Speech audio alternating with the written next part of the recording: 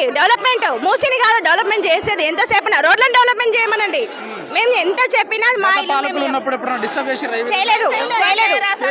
లోపల ఏం జరిగినాయో మాకైతే తెలియదు, కానీ పబ్లిక్ వరకు టచ్ చేయలేదు. ఏ గవర్నమెంట్ టచ్ చేయలేదు. లోపల వాళ్ళ డిస్కషన్స్ ఏం జరిగినాయో మాకు తెలియదు, కానీ మా వరకు మాత్రం పబ్లిక్ ని మాత్రం టచ్ చేయలేదు. మా ఇల్లును మేమైతే వదలము. ఎంతసేపు ఉన్నా వాళ్ళ డెసిషన్స్ చేంజ్ చేసుకోవాలి. పర్మనెంట్ సొల్యూషన్ మాకు కావాలి. ఒక స్టే కావాలి. 48 hours లో ఖాళీ చేయాలన్నట్టుగా ఒకటి ప్రకటన చేసి 48 hours లో ఖాళీ చేసి చెయ్యము సత్సంగానే చెయ్యము. ఇంతమంది చావడానికి రెడీగానే ఉన్నాము. మేము కూడా శవాలై తేలుతాము. మాకు ఈ డిసిషన్ తీసుకున్నా మాకు గ్యారంటీ ఇవ్వాలి.